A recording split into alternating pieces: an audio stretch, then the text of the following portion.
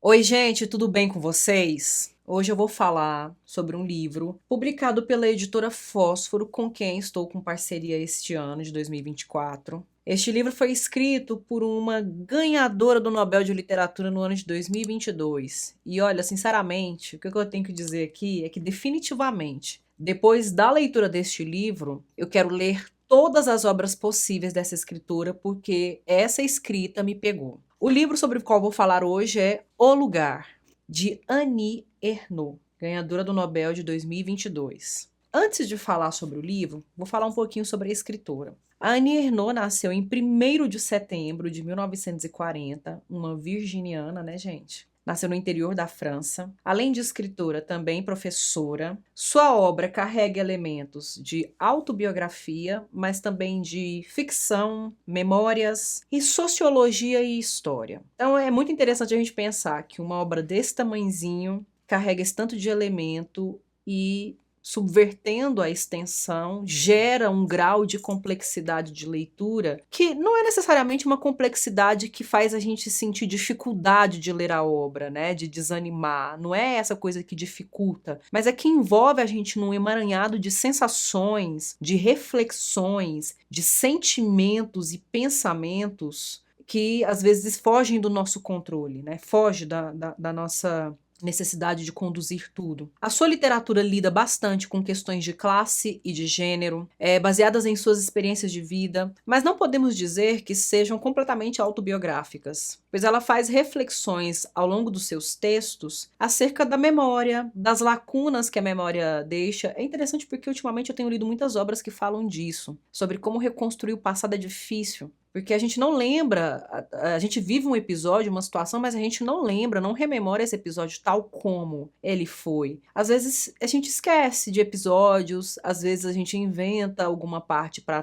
não ficar uma lacuna, para não ficar um vazio. Enfim, e todos esses elementos são importantes e participantes do texto da Annie Ernaux. Inclusive num texto do G1 sobre a escritora, quando, né, da ocasião dela, do anúncio, né, dessa vitória, desse prêmio, diz o seguinte: nascida em 1940, Annie Ernaux viveu até os 18 anos na cafeteria suja e feia de seus pais, em Yvetot, na Normandia, ao norte da França, ambiente do qual saiu graças a uma cátedra de letras modernas que obteve após um intenso trabalho intelectual. Então nós estamos falando de uma mulher, é por isso que eu tenho tanto interesse de ler as outras obras dela. Eu já conheço o conteúdo, né, o tema de algumas das suas obras, que são questões que perpassam a vida de qualquer mulher na modernidade, né? Questão de relação com o pai, relação com a mãe, relação com os filhos, casamento, paixão, amor, gravidez, maternidade, essas questões que perpassam as nossas existências. Mas ela trata dessas questões com tanta inteligência, sagacidade e com tanto lirismo que não é só mais uma história, é a história da Annie Ernaux, mas também é a história da Elissa, é a história da Gabriela, é a história da Michele,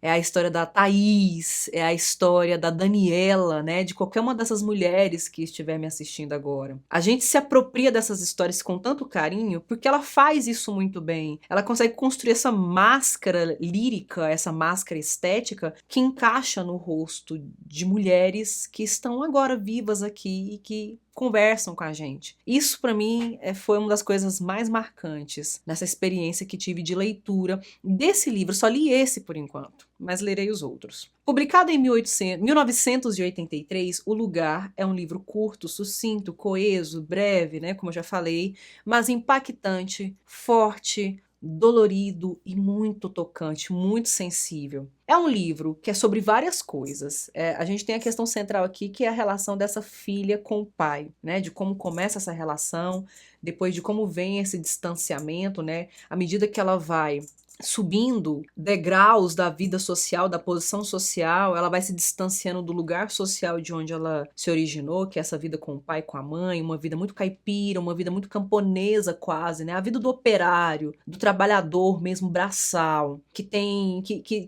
às vezes se limitou muito, foi muito limitado, negligenciado, descentralizado, né? Periférico mesmo.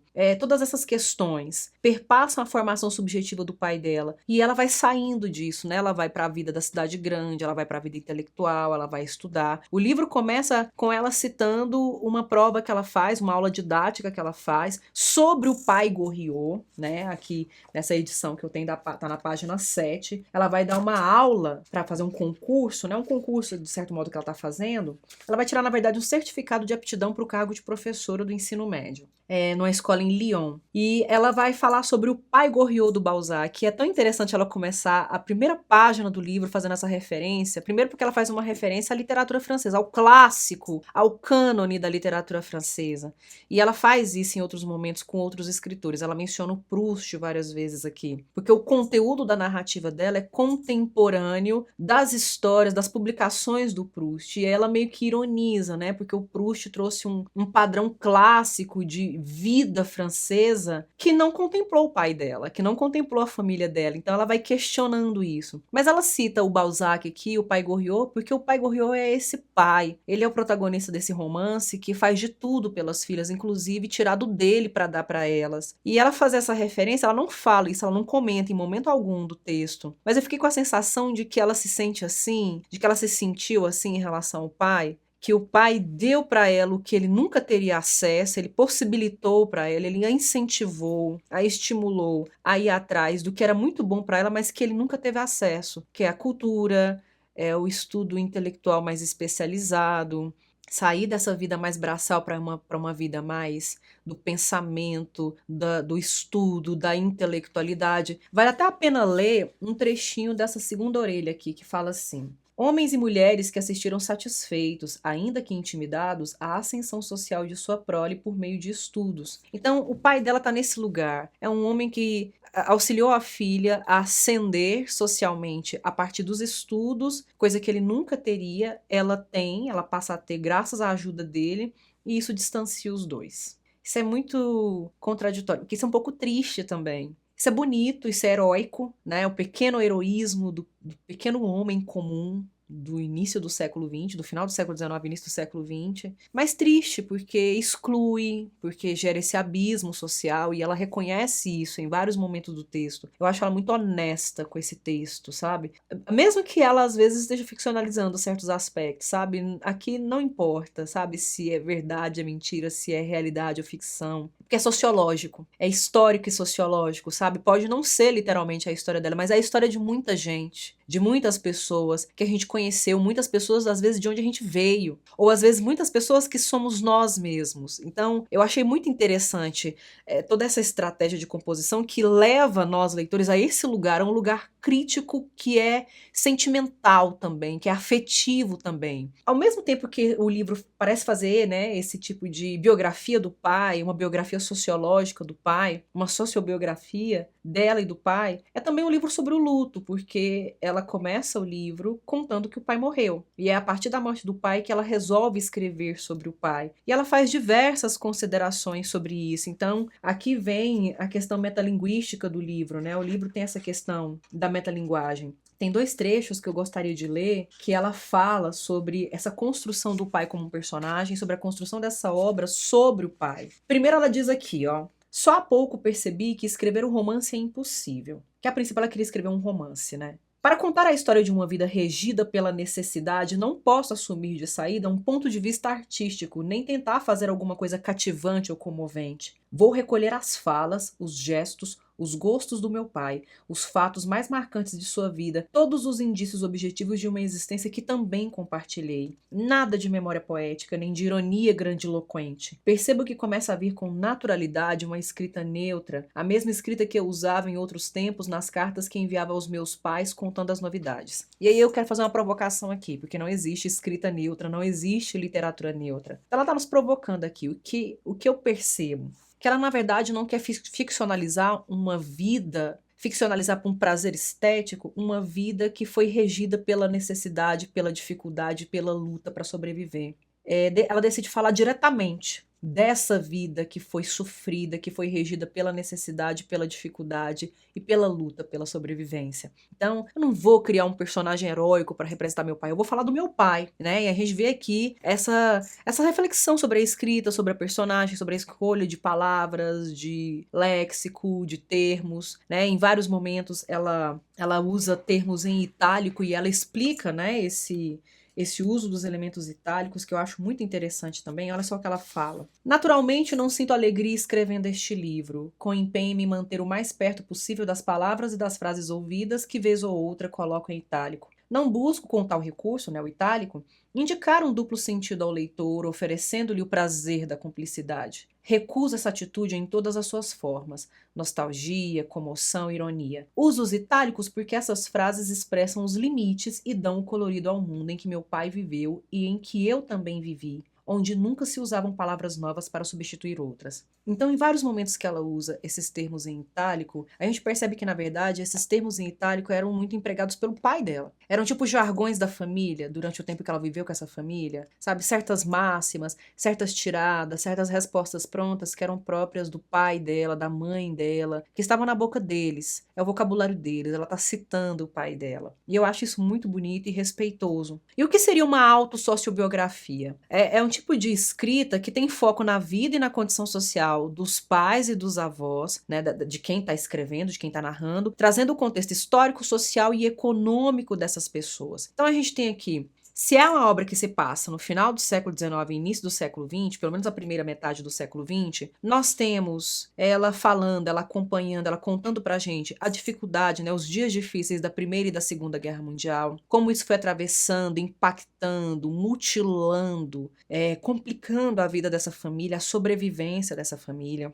Esse retrato que ela faz das pessoas, das questões que inseriram essas pessoas no mundo, das condições de vida dessas pessoas, né? Pessoas que às vezes não tinham onde dormir, pessoas que quando completavam 15, 16 anos de idade eram simplesmente, sumariamente retiradas da escola e obrigadas a trabalhar no campo para trazer sustento para a família, porque era uma boca a mais comendo. Ou às vezes era mandada para outra casa, para trabalhar nessa outra casa e viver lá, porque na própria casa estava pesando muito pro orçamento, muito parco da família. Então, olha esse tipo de retrato. Não dá para ficar romantizando isso. Então, eu entendo quando ela fala que quer escrever algo não grandiloquente, mas neutro. Ela não quer romantizar esse sofrimento. Ela busca não romantizar. E, de fato, ela não faz isso. E, mesmo assim, consegue atingir a nossa sensibilidade. Então, a partir da morte do pai, a escritora vai reviver seu passado, sua infância, sua adolescência, a sua passagem por esse lugar onde viveu com a família, né? O que aconteceu, como foi a saída dali. Então, eu entendo que, de certo modo, o lugar aqui não é só esse lugar onde ela viveu, no interior da França, onde o pai viveu, onde o pai cresceu e se tornou quem ele era, mas de lugares sociais, né? Eu entendo também que é o lugar social do pai, o lugar social em que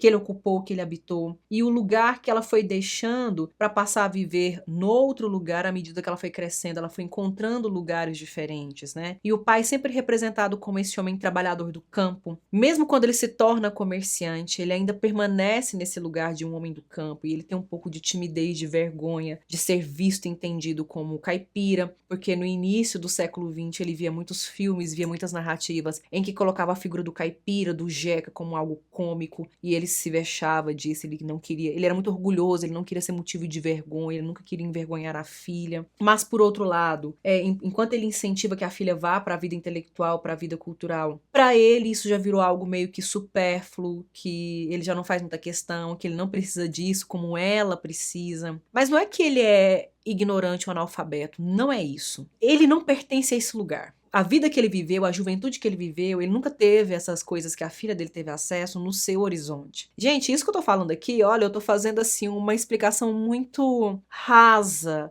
um comentário muito raso, muito introdutório sobre como ela vai se ocupando disso no enredo, como ela vai falando disso, que ela vai aprofundando tanto disso no texto, que é muito bonito. Ele não despreza, mas por ele não ter desfrutado desses objetos, dessas coisas, dessas criações, ele acreditava que isso interessava apenas à filha, não a ele. Embora ele reconhecesse que tudo isso era importante para a filha, que a filha tivesse acesso a tudo isso, para ela sair desse lugar que ela saiu, se tornar quem ela tornou. E aí, para finalizar, eu quero ler um trecho que é extremamente comovente. Na verdade, são só 2 linhas, mas isso aqui meio que sintetiza e explica bem o sentimento que essa obra traz. Ela falando sobre o pai. Talvez seu maior orgulho, ou até mesmo aquilo que justificava a sua existência. Dois pontos. Que eu fizesse parte de um mundo que o desprezou. Não era esse pai que desprezava o mundo das letras, da cultura, do intelecto, da ascensão social pelo estudo. É esse mundo que desprezou o pai dela.